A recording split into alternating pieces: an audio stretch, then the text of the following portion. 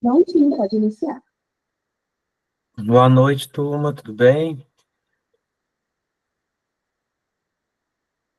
Tem gente por aí?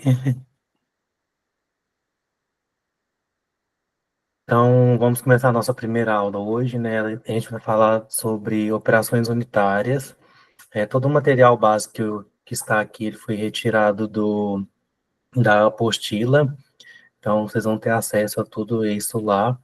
E aí a gente vai começar falando sobre esses processos aí. Então, de maneira geral, né, uma operação unitária é uma etapa básica de um processo industrial. Quando a gente pensa numa indústria, qualquer tipo de indústria, ela vai ter processos de transformação.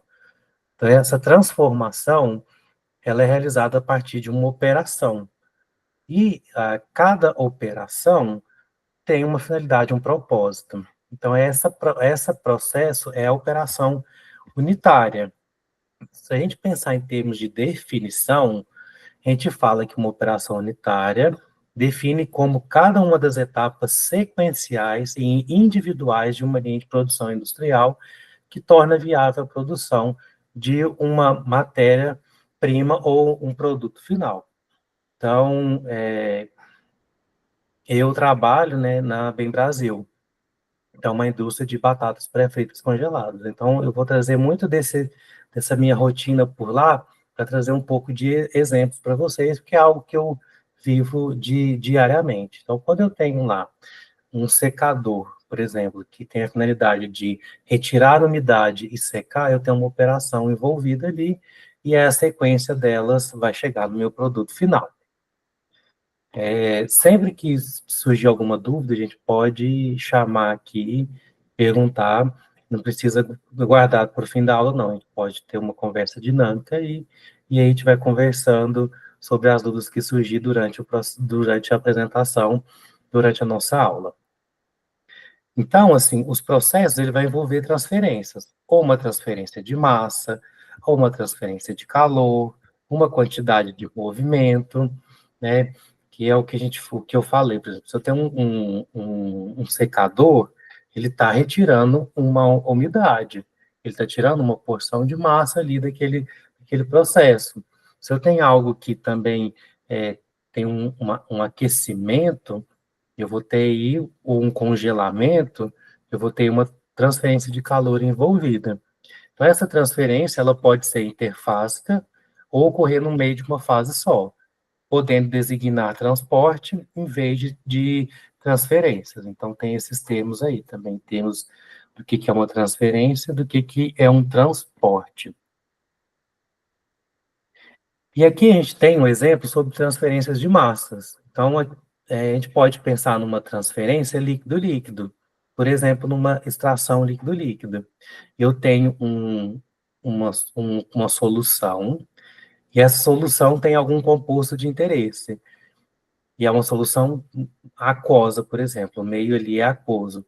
Eu posso usar um solvente diferente, onde eu posso misturar e fazer essa extração de um composto que está nessa fase aquosa, ele para essa outra fase, por ele ter maior afinidade. Então, aí eu vou ter um processo de separação líquido-líquido, podendo haver também, a gente tem exemplo de membrana líquida, é o caso, por exemplo, de diálise, osmose inversa, ou uma ultrafiltração.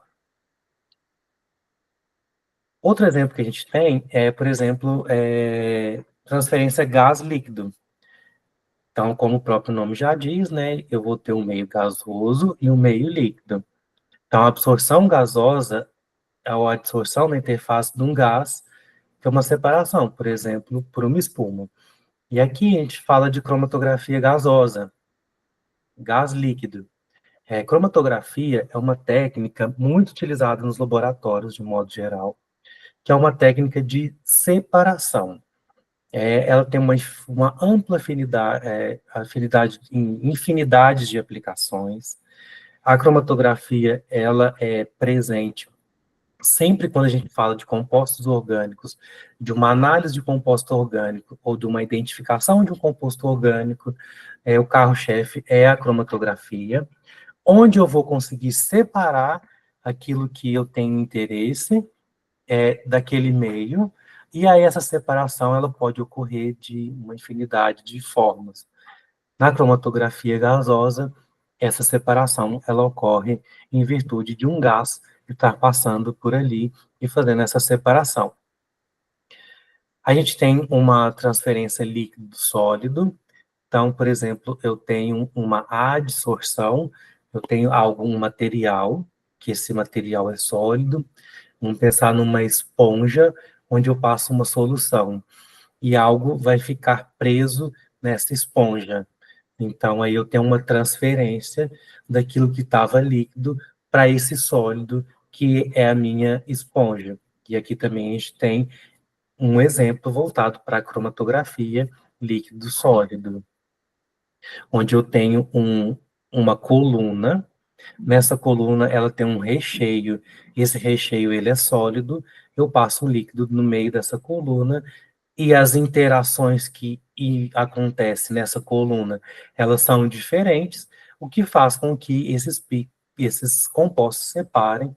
E aí eu vou ter um detector para isso. Esse detector vai gerar aí essas identificações para isso. Como também a gente tem transferência gás sólido, que volta aquele perfil da cromatografia, que no caso eu tenho um sólido e está passando um gás para ocorrer essa separação. A transferência de calor, né? Então a gente falou de massa, agora nós vamos falar de calor. A transferência de calor ela pode acontecer de duas formas, como o aquecimento e o arrefecimento, né? Ou seja, o aquecimento, quando eu tenho ali o calor envolvido, que aquece de fato, e o arrefecimento, quando eu tenho algo que congela. Então, falando de produtos congelados, então, se eu vou no supermercado, eu tenho lá a seção de frios. Naquela seção de frios, tem vários alimentos que foram produzidos e a condição para eles serem comercializados era estar congelados, estarem gelados, por exemplo. E aí, no meu processo industrial, eu vou ter um sistema em que vai fazer com que tenha essa transferência de calor, deixando esse produto na sua forma arrefecida, seja congelado ou seja refrigerado. Isso também pode acontecer com um aquecimento. Então, eu quero fazer um processo onde eu vou aquecer para que eu possa fazer alguma transformação. Então, vou ter aquecimentos industriais também para poder fazer esse tipo de aquecimento. Então, a gente pode ter também condições simultâneas, onde há a transferência simultânea de massa e calor. Então, vamos pensar aqui, a gente tem aqui o sólido e o gás, uma sublimação. O que é isso? Eu estou saindo do meu estado sólido, indo direto para o meu estado gasoso, sem passar pelo meu estado líquido. Então, isso é uma sublimação. Então, pode ter um processo onde eu vou ter um aquecimento, eu vou gerar um gás, e esse gás, ao achar uma condição gelada, ele pode solidificar. E aí, então, tive essa passagem direta, quando eu aqueci esse sólido, ele virou um gás. A gente tem o processo, por exemplo, de secagem mesmo, que é um líquido gás, como eu comentei lá no início, já de um processo de um secador. Então, o secador, ele tem a finalidade de secar, obviamente, de retirar a umidade daquele meio. Então, eu vou ter um calor envolvido nisso, uma transferência de calor para que esse processo de secagem chegue na temperatura que seja suficiente para retirar aquilo, a umidade daquele processo. Então, eu vou ter uma transferência de calor, como eu também vou ter uma transferência de massa, pois a umidade que estava presa nesse material, ela vai ser desprendida na forma gasosa. A gente pode ter uma transferência líquido-sólido, como uma fusão ou uma precipitação. O que é a fusão? A fusão é naquele processo onde eu tenho um sólido e ele passa para o seu estado líquido. Então, a gente, de fato, uma fusão. Eu tenho que, provavelmente, se for em condições normais, isso não vai acontecer e eu preciso dar um suporte para isso. Se é calor, por exemplo, pode ser que eu tenha um aquecimento desse sólido. Ao aquecer, ele vai para a sua forma líquida. E também a gente tem a transferência por quantidade de movimento. Então, aqui a gente tem uma filtração ou uma centrifugação. O que é a centrifugação? Eu tenho lá uma solução. Nessa solução, vamos pensar em água com barro. Quando eu coloquei isso no tubo e coloquei para girar sobre uma rotação específica, vou dar exemplo de 1.500 rotações por minuto. Por 20 minutos, eu deixo essa minha água com barro é, girando numa rotação aí bem elevada, por exemplo. Quando esse processo terminar, eu vou ter separado aquilo que for sólido, ele vai estar numa fase e a água vai estar em outra fase, e aí eu consigo fazer uma transferência. Isso acontece também, poderia fazer por uma filtração. Eu tenho essa água com barro, uma solução ali, tudo misturado, eu faço um esqueminha de filtração, um papel de filtro, igual a gente já tem costume de fazer com café. Eu posso pegar o café, aquecer minha água, misturar ali. Tem gente que tem essa prática. E eu passo no filtro. Quando eu passo no filtro, né, aquele extraído passa direto e ali no filtro fica retido a parte sólida, então tem essa transferência. Isso pode ser considerado uma operação unitária, como também pode, como é uma operação unitária de transferência em função da quantidade de movimento. Então, a gente, no processo de operações unitárias, a gente tem duas perspectivas, o modelo físico e o modelo de equilíbrio e o modelo de não equilíbrio. Geralmente, o modelo de equilíbrio aí, ele é aplicado em extração líquido-líquido, na dissorção de fluido sólido, e nas operações que envolvem mudança de estado físico, né? Então, aqui a gente tem a precipitação. O que é o processo de precipitação?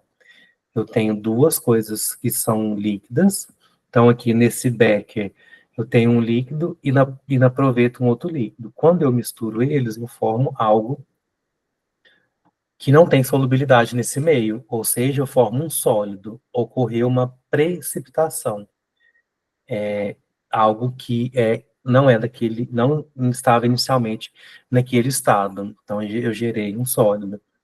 As destilações, né? Então a destilação, eu tenho o aquecimento do meu líquido e a tendência é separar, né, esses compostos em virtude das propriedades físico-químicas desses líquidos. Então, se eu tenho uma mistura, por exemplo, de acetona e etanol, e eu quero separar eles, eu posso fazer uma destilação, conhecendo as características físico-químicas do etanol e da acetona, e aí eu posso ter uma transferência, e a sublimação também, como a gente comentou, que é esse processo onde eu saio de um estado sólido e vou direto para o meu estado, do meu estado gasoso, direto para o estado sólido.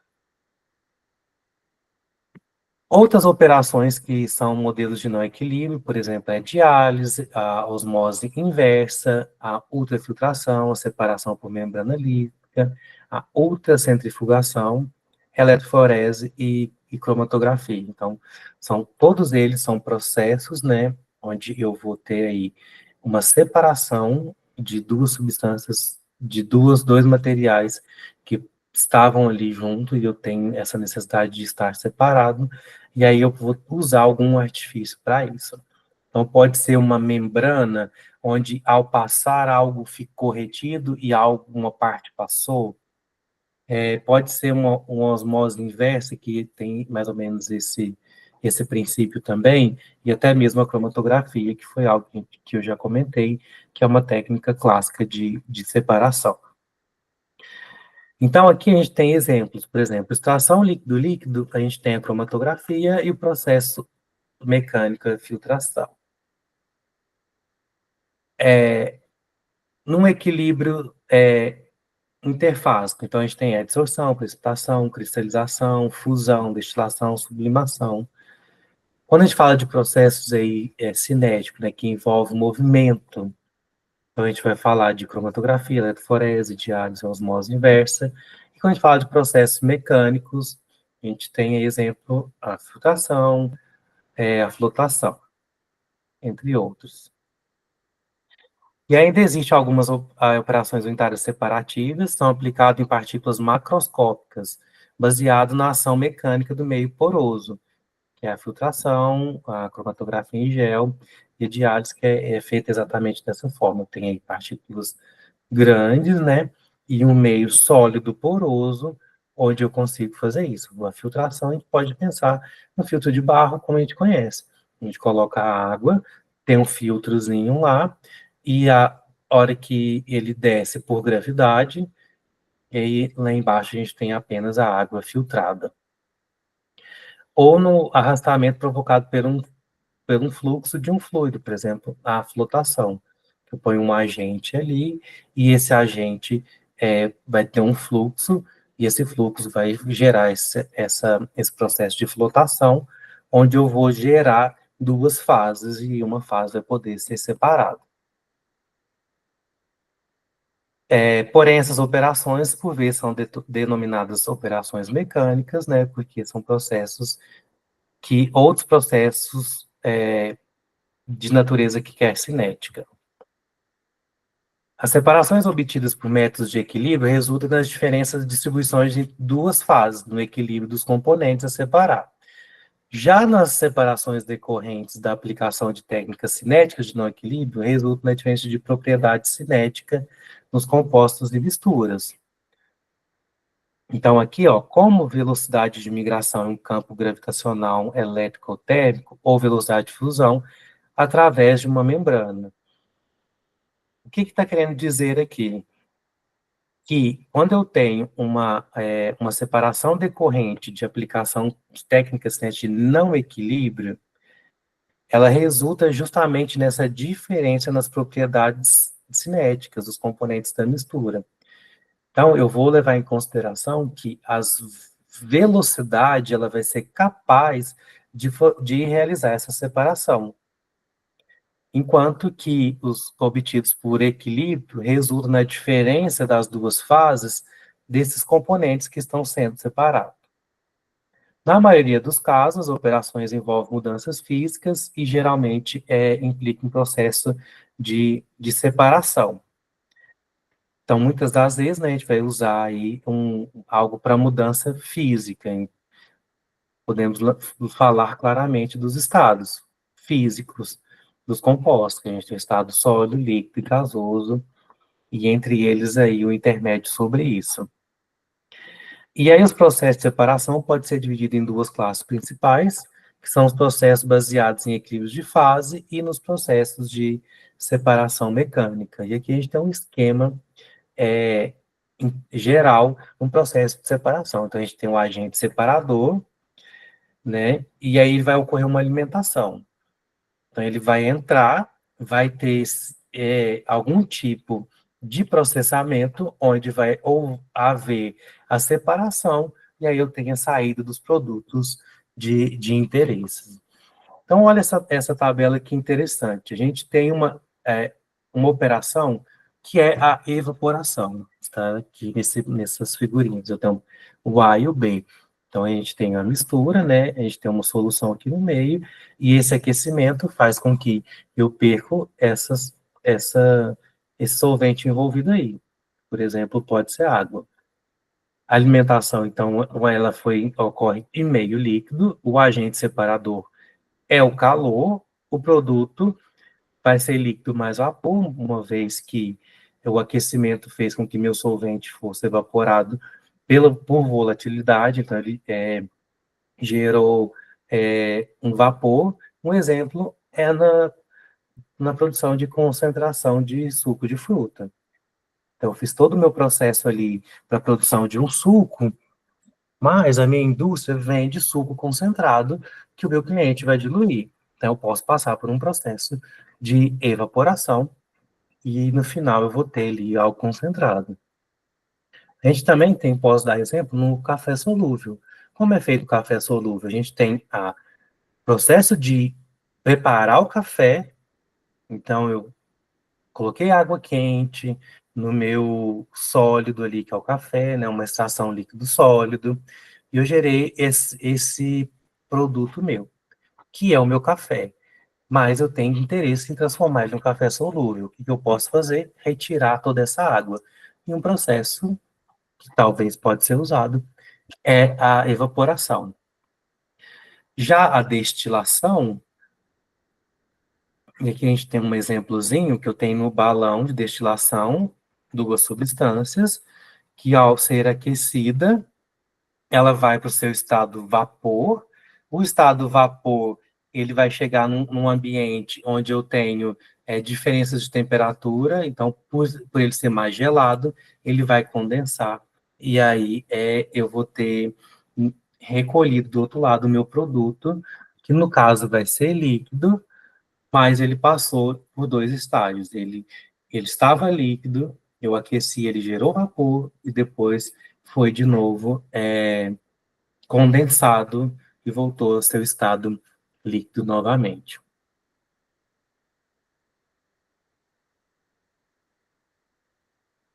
A gente tem extração líquido-líquido de líquidos immiscíveis, então vamos pensar naquela clássica água e óleo. Então, se eu quero fazer algum tipo de separação, eu posso usar desses artifícios, e os componentes que têm mais afinidade pela água, que são os componentes polares, por a água ser polar, vão ficar na água, enquanto que os componentes que têm caráter apolar vão ficar no óleo, naquela velha história que semelhante dissolve semelhante. A gente tem extração sólido-líquido, que é a extração, por exemplo, do óleo na semente. Eu tenho a semente, e aí eu faço um processo onde eu vou gerar algo que é líquido a partir de um sólido, que é também o caso do café, o primeiro estágio do café ali, onde eu tenho a água quente passando no meu café, que é sólido. A absorção de líquidos não voláteis, então, diferente da adsorção, que os componentes são aderidos na superfície, a absorção, eles são impregnados. Então, a gente pode ter isso também, um, um, um movimento das partículas líquidos não voláteis. A secagem, né, que aí a gente tem aí o calor justamente evaporando aquilo que a gente tem interesse, que a gente pode pensar na desidratação de alimentos. Então, se eu estou fazendo na minha casa um alimento no forno, eu estou fazendo uma desidratação dele. E a cristalização, que é um resfriamento ou por evaporação, que, por exemplo, eu tenho lá um vapor que, ao ser encontrar uma superfície mais fria, vai gerar os cristalzinhos ali. Um exemplo é a purificação do açúcar. Então, aqui tem um processo clássico de filtração, onde eu tenho a minha substância passando por um filtro de papel, e eu tenho aí uma separação líquido-sólido, né? E vai depender também da forma com que isso ocorre, porque o meu filtro, que pode ter uma infinidade de formas, mas vamos pensar na nossa casa novamente no café. O café, tem gente que tem o hábito de fazer café com filtro de papel, tem gente que tem hábito de fazer com filtro de pano. E a qualidade no final da filtração, ela vai ser diferente, porque o poro, o tamanho ali do porozinho, ele vai ser diferente. Então, um vai passar mais particulado, do outro vai passar menos. Isso tem a ver com o meu processo. E aí, como que eu vou avaliar tudo isso? Vai depender da forma que eu quero meu produto final. Se eu quero um produto com uma quantidade muito baixa de sólidos, eu tenho que usar um filtro que passa uma quantidade bem pequena. Então, agora a gente vai falar dos meios de provocar o escoamento de fluidos. Pode ser por ação centrífuga, por deslocamento volumétrico, por impulso mecânico, por transferência de movimento em outro fluido, por força elétrica ou por força de gravidade. Então, a gente vai passar por todas elas. Então, pensando na força centrífuga ali, né? Aquela força do movimento. Então, é uma função básica de produzir energia cinética pela força centrífuga, então converter essa energia em pressão pela redução eficiente da sua velocidade. Por exemplo, o compressor ou uma bomba de escoamento axial é um dispositivo que combina o uso de força centrífuga com impulso mecânico para produzir o aumento de uma pressão. Geralmente, eles têm essas características, que a descarga é relativamente livre de pulsação, o projeto mecânico presta-se a alta vazão, consigo trabalhar então com uma vazão mais alta. Ele é eficiente em uma larga de faixas de pressão e capacidade. Então posso trabalhar aí com várias faixas que ele funciona. E a pressão descarga é em função da densidade do fluido. Quando a gente já pensa no deslocamento, a descarga de um fluido, de um vaso por deslocamento parcial, completo, seu volume interno, por outro fluido ou por meio mecânico. Este é o princípio do qual opera um grande número de dispositivos de transporte, né, de fluidos, que é, assim, deslocamento é algo simples da gente entender como esse processo acontece, e ele inclui, assim, máquinas alternativas de pistão, de diafragma, de pás rotatórias, e engrenagem e compressores de pistão fluido, justamente que consegue fazer esse deslocamento. Então, no geral, são adaptáveis à operação em alta pressão, a descarga de muitos deles é pulsante, né? E as considerações mecânicas, elas limitam a capacidade máxima de seu desempenho, que é eficiente em velocidade de descargas extremamente baixa. O princípio do impulso mecânico aplicado aos fluidos se combina usualmente com um dos outros meios de produzir o movimento. Então, aqui a gente tem exemplo de compressores de bomba axial, a turbina ou bomba do tipo regenerativo é um outro dispositivo que funciona parcialmente por um impulso mecânico, e esse impulso mecânico, então, faz com que tenha o escoamento. Na transferência de momento, a aceleração de um fluido com a finalidade de transferir seu momento para um segundo é o princípio usado ao lidar com materiais corrosivos em bombeamentos de profundidade inacessíveis ao esvaziamento. Então, para isso aí, nessa categoria, a gente tem os jatos e ejetores, e, em geral, o desempenho desses é relativamente ineficiente. Não é as melhores, talvez não seja a melhor opção, lógico que tudo vai ser avaliado de acordo com o meu processo. Falando sobre força eletromagnética, quando o fluido ele é um bom condutor de eletricidade, como é o caso dos metais fundidos, é possível estabelecer um campo magnético em torno do conduto, de modo a criar uma força motriz que provoca o escoamento. Né? Olha que interessante isso, assim, o fato do meu produto ali no meio, ele ter condutividade elétrica, eu posso justamente trabalhar ali no meu processo um campo magnético com que vai direcionar isso. Então, por exemplo, a gente tem um equipamento que ele trabalha com íons. E aí, esse íon, ele pode ter uma velocidade num fluxo. Como que faz para ter isso? É colocado barras, nessas barras tem carga positiva e carga negativa que são alternadas, de modo que esse íon, ele tem uma atração pela carga oposta e uma repulsão pela carga dele.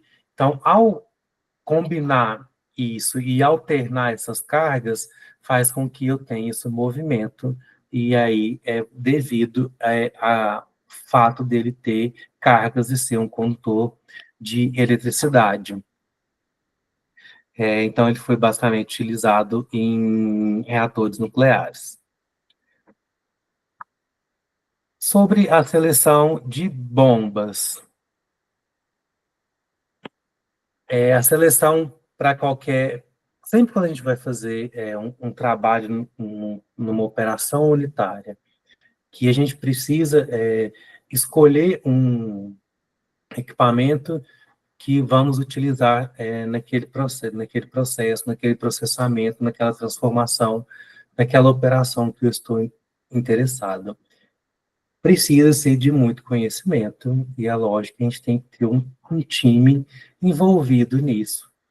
Então, porque a gente vai ter uma infinidade de fabricantes, a gente tem uma infinidade de produtos que são disponíveis no mercado, e cada um tem uma característica específica. Então, é muito comum, por exemplo, que não deveria ser comum, aliás, mas eu já vi processos assim que o processo foi desenhado para uma reação química, por exemplo. Eu tenho lá um reator onde ele é alimentado, dentro dele vai ter uma agitação para ocorrer a transformação química ali, e depois vai ter a saída do produto. Então, desenhou todo o reator perfeito. O que aconteceu ao fazer rodar? Essa reação era uma reação extremamente exotérmica, ou seja, ela liberava muita energia. E essa liberação de energia deixava o ambiente quente. Só que alguns materiais envolvidos nesse projeto que foi construído, ele não aguentava a temperatura.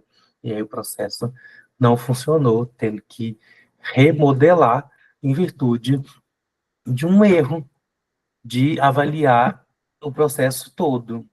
E aí, então, sempre quando a gente for fazer uma seleção de uma operação unitária para algum, é necessário conhecer o processo, conhecer nossa matéria-prima, onde a gente está, o que a gente quer transformar, onde vai chegar, o que ele vai fazer. E com as bombas também isso não é diferente.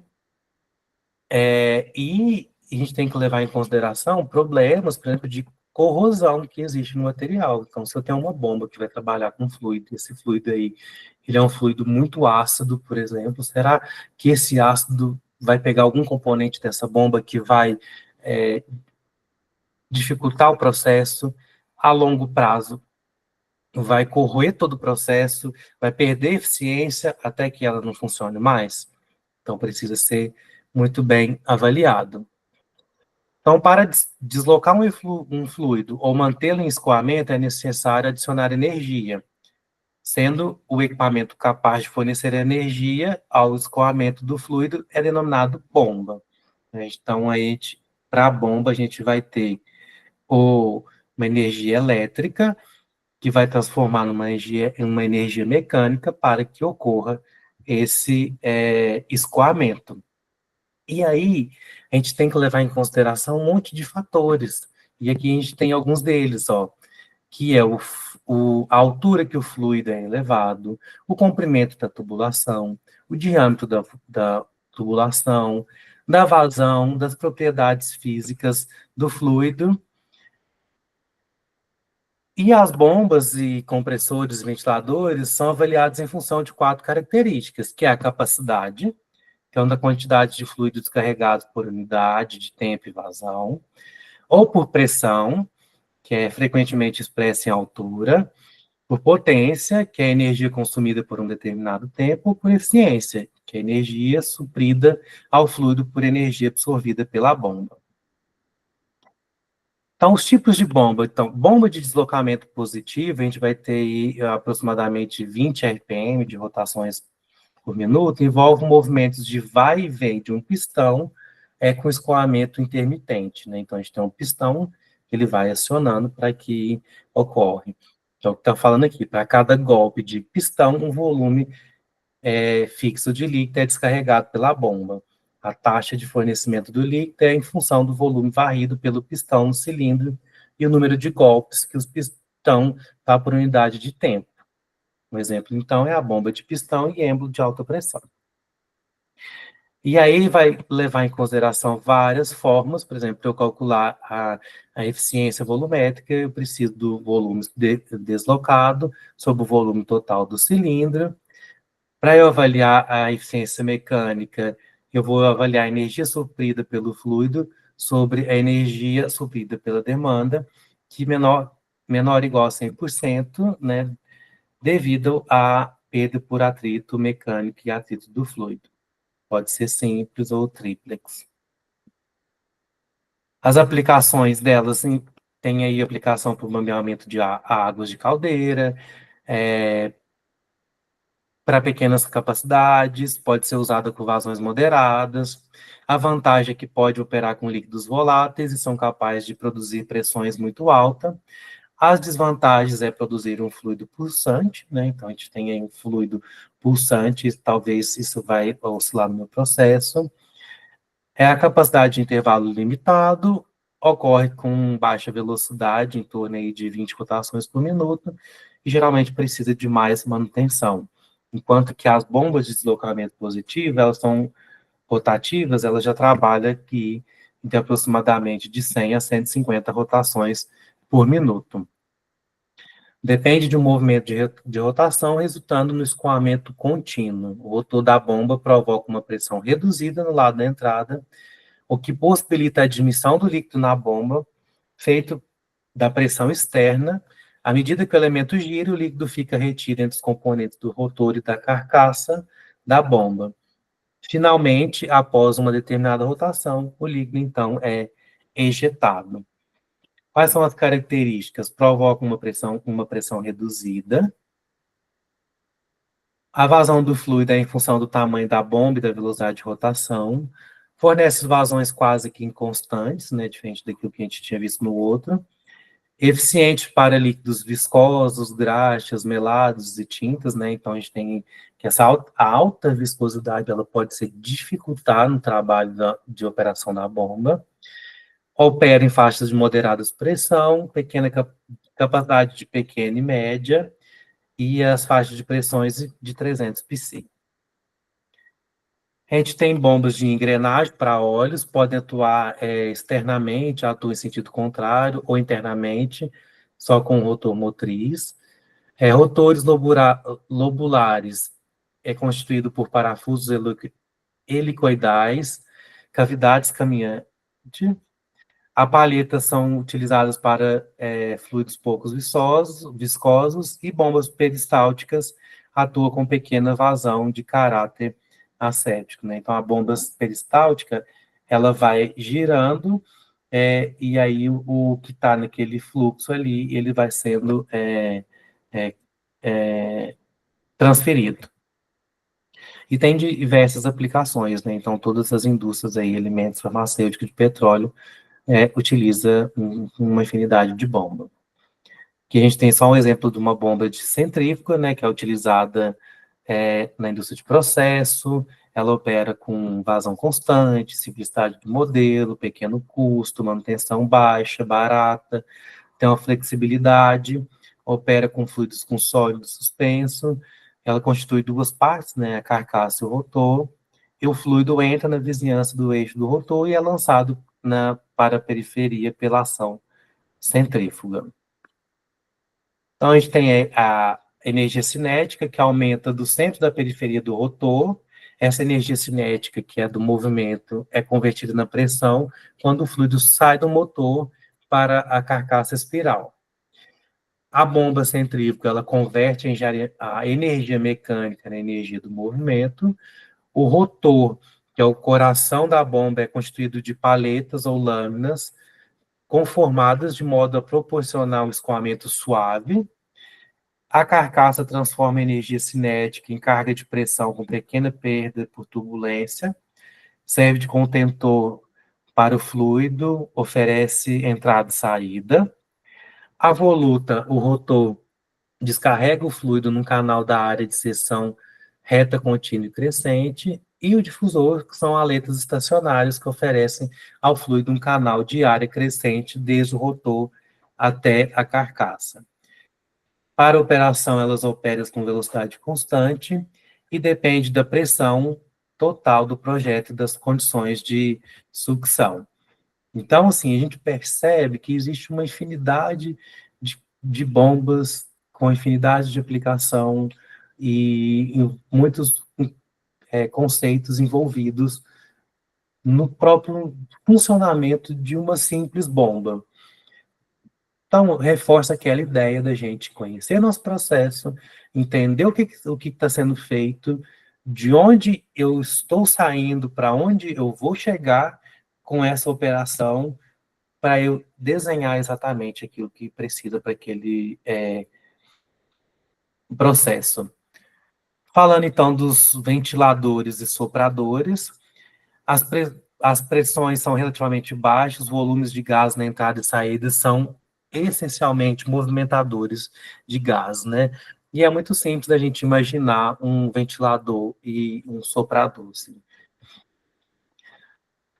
São classificados em tipo centrífugo de fluxo axial, empregados em trabalhos de ventilação, tiragem de caldeiras e fornos, movimentação de grandes volumes de ar ou gás através de condutos, suprimento de ar para secagem, transporte de material suspenso em correntes de gás, remoção de fumaça.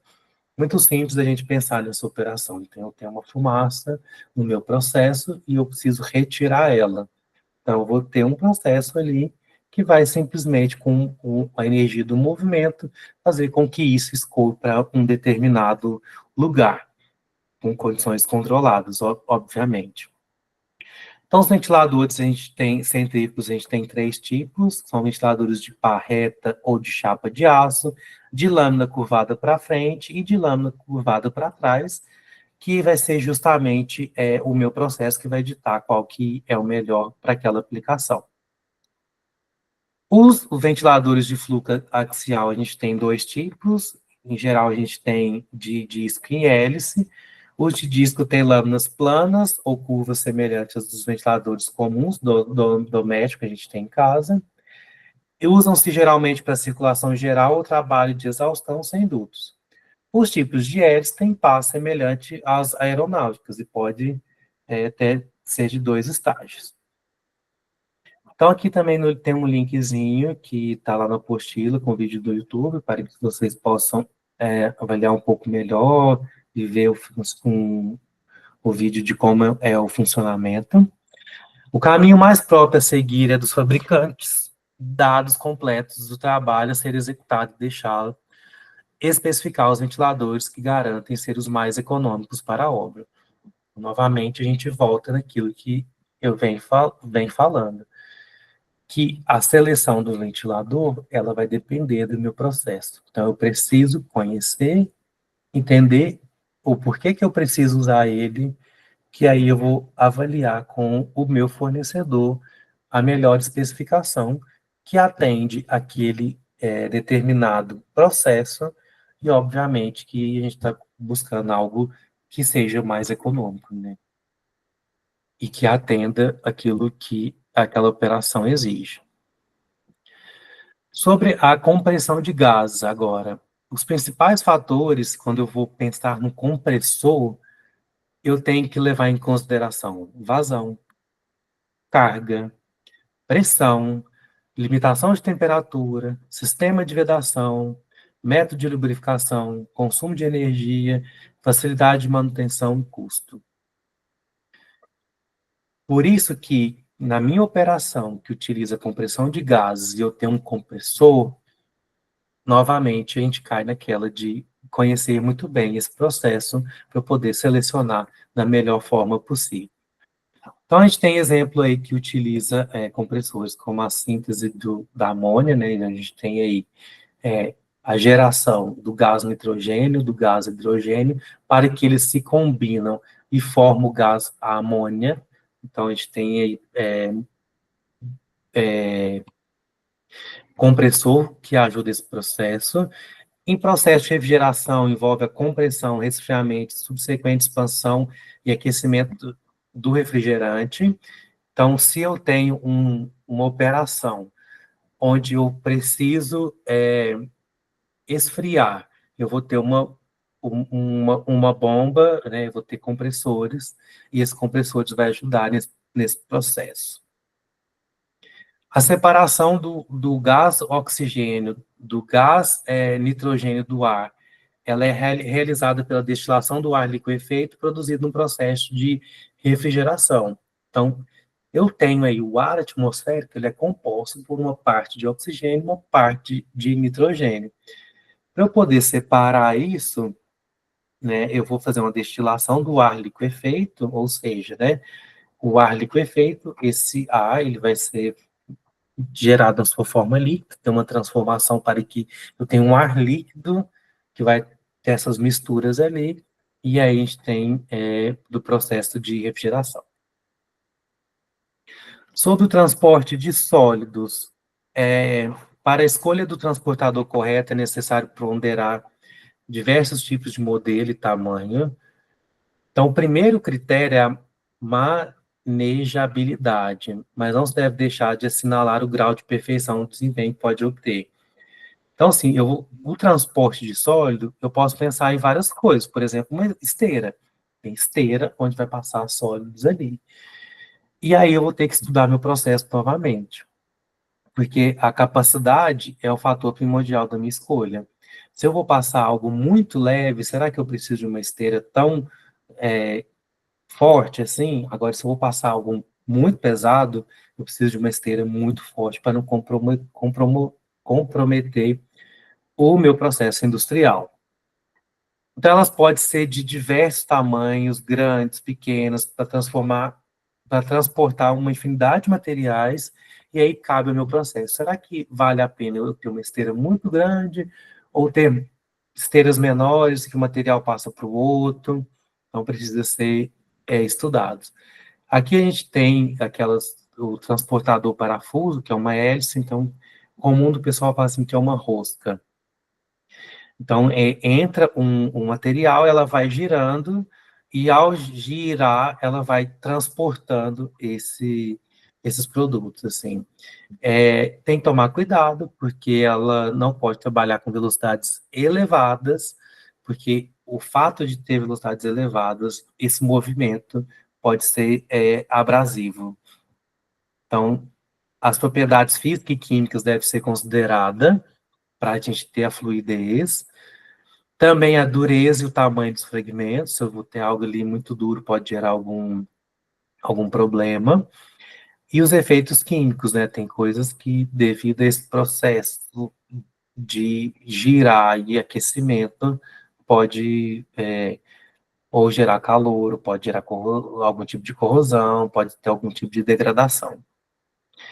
E também a umidade, né? E a umidade, junto com o oxigênio, pode ser nociva com o material. Então, talvez pode ser que a gente tenha uma vedação para poder minimizar esse impacto e eu ter um ganho útil maior ou uma menor interferência no meu processo.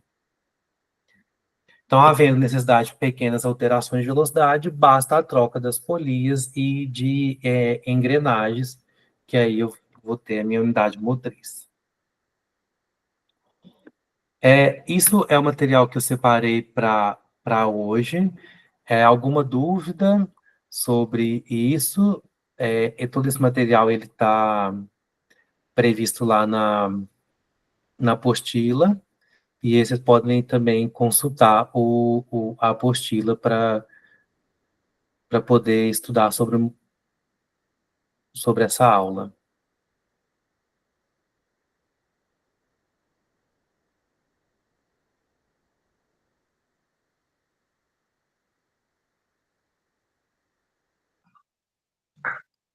Tá ok, perfeito. Certinho, obrigado.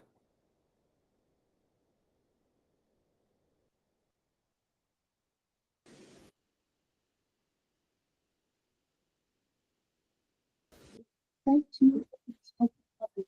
Muito obrigada. Ah, vocês,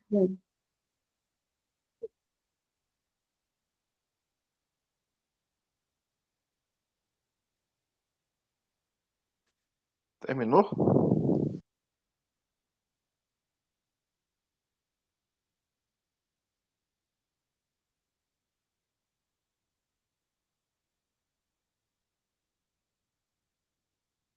Então, gente, muito obrigado.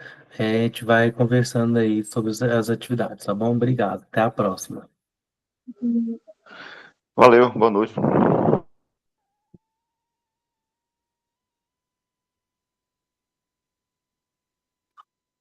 Valeu, boa noite para todos aí. Um abraço.